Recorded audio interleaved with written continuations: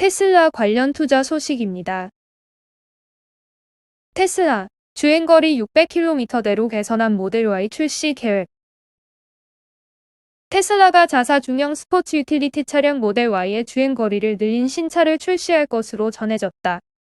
미국 전기자동차 전문 매체인 인사이드 이브스의 보도에 따르면 테슬라는 최근 중국에서 5개 모델 Y 트림을 승인받으면서 주행거리가 640km에 달하는 신형 차종을 등록했다. 해외 EV 주행거리 인증은 미국 환경보호청 기준 유럽 배기가스 배출 측정 방식의 NEDC, 전 세계 33개 국가가 참여해 국제표준 자동차 인증 제도인 WLTP 등 3가지로 나눌 수 있다. 기준이 엄격한 정도에 따라 나누면 NEDC, WLTP, PA 순서이 되는데 신규 모델 Y 주행거리는 NEDC 기준인 것으로 알려졌다. 매체는 실제 주행에서는 550km의 주행거리를 가질 것으로 예상된다고 전했다. 글로벌 자동차 업체들이 전동화에 박차를 가하고는 있지만 테슬라는 업계 선두주자인 만큼 EV 중 가장 긴 주행거리를 갖고 있다. 신규 모델 Y의 주행거리가 늘어날수록 테슬라의 입지가 더욱 견고해질 가능성이 높다. 매체는 중국에서 접수된 테슬라 신규 모델 Y 관련 문서를 인용하면서 신규 차종은 137kW의 전면 모터와 184kW의 후면 모터가 있는 듀얼 모터, 사륜 구동 크로스오버라는 정보가 있지만 배터리 팩 크기는 명시돼 있지 않다고도 전했다. 테슬라 관련 두 번째 투자 소식입니다. AI가 운전하는 테슬라 차. 자율주행 기술, 경쟁사와 얼마나 다를까? 테슬라는 인공지능 데이를 열고 보다 진일보한 자율주행 기술을 선보였다. 테슬라의 AI는 딥러닝 기술을 통해 도로에서 펼쳐지는 다양한 상황을 통제하고 차량을 제어했다. 과거 시장은 테슬라의 완전 자율주행이 장밋빛 미래에 가깝다며 냉소했지만 테슬라의 AI는 이 기술이 조만간 현실화될 것이라는 기대를 갖기에 충분했다는 평이다. 테슬라는 이날 실리콘밸리 팔로알토 본사에서 자사의 AI 데이를 개최했다. 이 행사는 2019년 자율주행 데이, 2020년 배터리 데이에어 자사의 신기술을 선보이기 위한 자리였다. 올해의 주제는 AI였다. 테슬라가 AI를 주제로 잡은 이유는 자율주행 때문이다. AI는 카메라 비전 시스템과 신경망 기술이 융합하는 방식으로 자율주행 기술을 운용한다.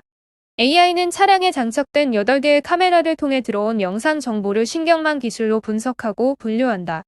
차량이 주변 환경을 스스로 판단해 주행하는 방식이다. 안드레이 카파시 테슬라 AI 개발 총괄이사는 뉴럴넷이 스스로 데이터를 압축하고 학습해 처리하도록 했다고 말했다. 그는 이를 소프트웨어 2.0의 시대로 명명했으며 사람 대신 AI가 뉴럴넷을 통해 딥러닝하는 것을 말한다. 방대한 양의 데이터를 분류한 뒤 최종적으로는 AI가 처리하는 구조다. 이를 구현하기 위한 하드웨어는 보조 컴퓨터와 D1 칩이다. 보조 컴퓨터에는 약 3,000개의 D1 칩이 탑재된다.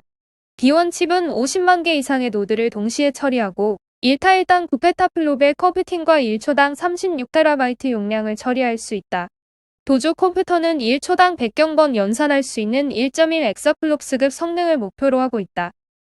이러한 고성능의 하드웨어는 도로에서 촬영된 영상 데이터를 실시간으로 분석하고 처리하는 역할을 한다. 보조는 기존의 슈퍼컴퓨터에 비해 동영상 1프레임을 처리하는 에너지 효율이 한 자릿수 이상의 차이를 보인다. 테슬라의 자율주행 기술은 완전 비전 중심 방식이다. 8대의 내장 카메라가 차선과 신호등, 주변 상황 등을 인식한다.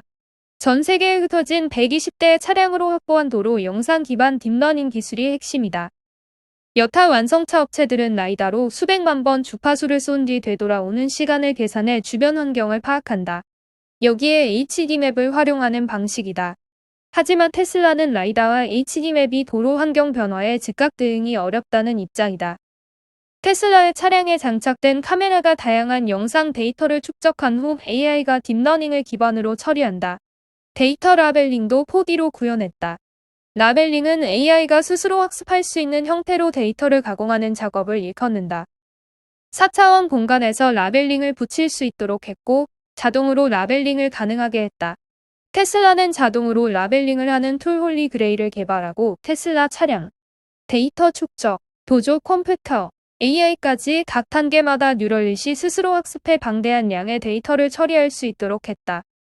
현재 약 100만 대에 달하는 테슬라 차량이 도로 위를 달리는데 2022년 200만 대로 늘어날 전망이다. 더 방대한 양의 데이터가 축적될 것이며 자율주행 기술은 더욱 진일보할 것이라는 게 테슬라의 설명이다. 올해 1월까지 테슬라에 축적된 주행 데이터는 51억 마일에 달한다. 구글 등 경쟁업체와 비교 불가능한 갭이 있다.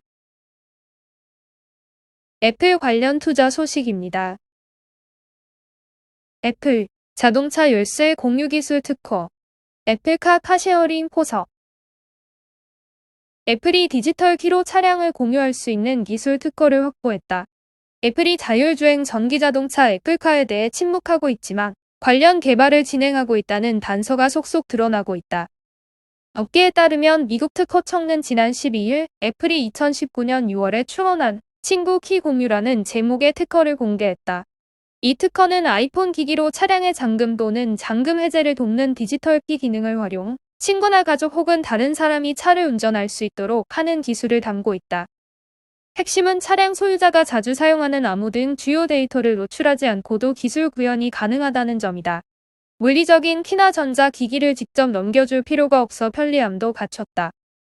애플은 일회성 액세스 코드와 유사한 토큰 기반 시스템을 개발했다. 아이폰 등 애플 전자장치로 구동되며 해당 코드는 차량을 사용한 후 자동으로 만료된다. 가장 접근성이 높은 아이폰의 앱 형태로 시스템이 상용화될 가능성이 높다.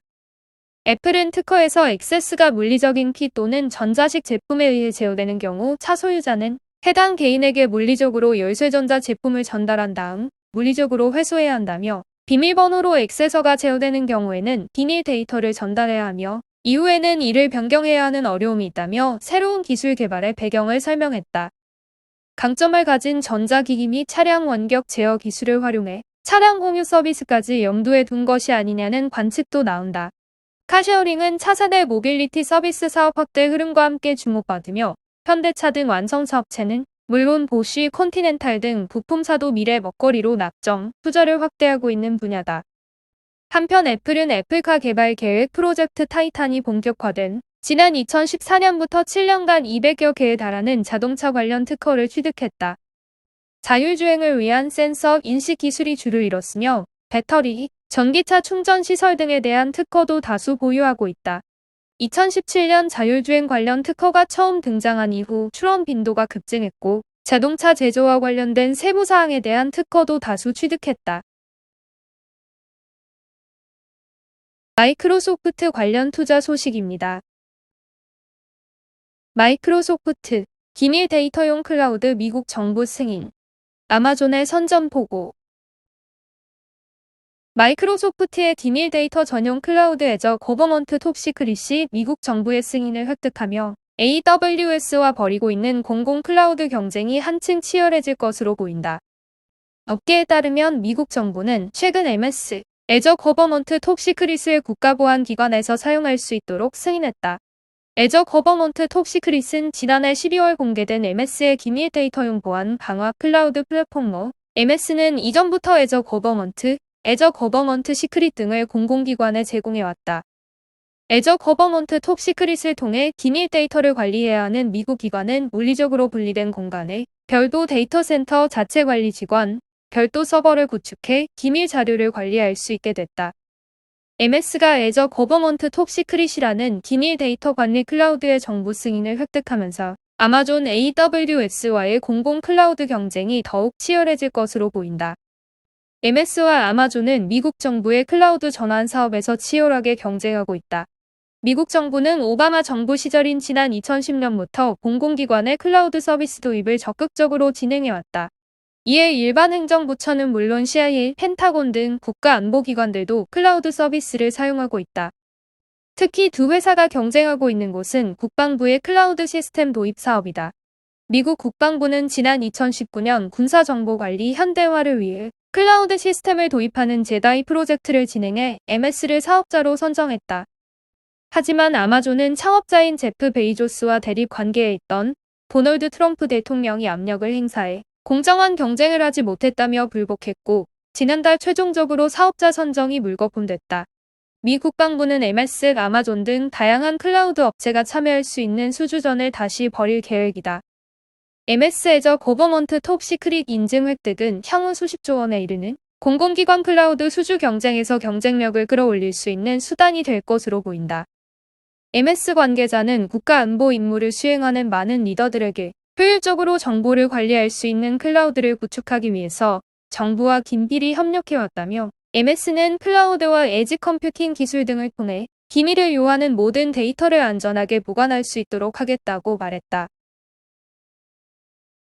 나녹스 관련 투자 소식입니다. 나녹스, 디지털 엑스레이 촬영기기 FDA 승인 지원, 데이터 미비. 이스라엘 바이오 기업 나녹스가 디지털 엑스레이 촬영기기 나녹스 아크 멀티소스 버전의 허가를 앞두고 미국 식품의약국로부터 추가 자료 제출 요청을 받았다. FDA의 승인 지연으로 상용화 시기도 당초 예상 대비 늦어질 전망이다. 나녹스가 미국 증권거래위원회에 제출한 공시보고서에 따르면 FDA는 지난 12일 나녹스의 멀티소스 나녹스 아크의 510 승인과 관련 자료 보완 요청서를 전달했다. 나녹스의 허가 신청서가 미비하다는 이유에서다. FDA는 부족한 자료가 보완될 때까지 승인을 보류했다. 나녹스는 추가 정보 요청 후 수정 기한인 180일 이내 답변을 완료한다는 계획이다. 나녹스는 나녹스 아크의 추가 기능을 계속해서 최적화하고 개발할 것이라며, 오는 4분기 내내 멀티소스 나녹스 아크의 다음 버전에 대한 추가 510 신청서 제출도 고려하고 있어 이번 FDA의 멀티소스 나녹스 아크의 첫 번째 버전에 대한 피드백이 긍정적으로 작용할 것이라고 밝혔다. 나녹스 아크는 나녹스가 개발한 반도체 기술이 적용된 디지털 엑스레이 촬영기기다. 실리콘 반도체 속에 있는 1억 개의 나노 전자 방출기를 디지털 신호로 제어해 전자를 생성하고 이를 X선으로 전환해 엑스레이나 CT를 촬영한다. 촬영 속도가 30배 빠르고 방사선 노출 시간은 30분의 1로 줄어 주목받고 있다. 싱글 소스와 멀티 소스 제품으로 나뉘어지는데, 전자는 간단한 영상 촬영이 가능한 엑스레이 기기에 가깝고, 후자는 다각도의 이미지 촬영을 통한 CT 장비와 유사하다. 나녹스는 지난 6월 나녹스 아크 멀티소스 버전에 대한 승인 신청을 내고 허가 절차를 밟아왔다. FDA가 나녹스의 자료를 받아 추가적인 검토를 거칠 예정이어서 승인도 늦어질 것으로 보인다. FDA의 나녹스에 대한 추가 자료 제출 요구는 이번이 처음이 아니다. 나녹스는 지난 2월에도 나녹스 아크의 싱글 소스 모델에 대한 510 승인 관련 자료 보완 요청을 받은 바 있다. 한편 나녹스는 SK텔레콤이 2대 주주로 있는 회사다. SK텔레콤은 디지털 헬스케어 사업 확대를 목적으로 지난 2019년부터 나노엑스에 투자했다. 단일 주주 기준 최대인 지분 16.23%를 보유해 2대 주주에 올랐다. 누적 투자액은 2,300만 달러에 이른다. 바이두 관련 투자 소식입니다. 바이두, 자율주행 로봇화 콘셉트 공개. 중국 최대 포털 기업 바이두가 레벨 5 수준의 자율주행 기능을 장착한 로봇화 콘셉트를 공개했다. 바이두는 18일 진행된 바이두 월드 컨퍼런스 2021을 통해 바이두 로봇화 콘셉트를 선보였다. 또한 무인 자동차 모빌리티 서비스 플랫폼인 아폴로 고를 확장한 로봇화이파오도 출시한다고 덧붙였다. 이번에 공개된 바이두의 로봇화는 완전 자율주행이 가능한 레벨 5 기술을 가지고 있다. 완전 자율주행 기술은 총 5단계로 구분되는데, 레벨 4 이상에 도달하면 운전자의 개입 없이 자율주행이 가능한 수준으로 평가된다.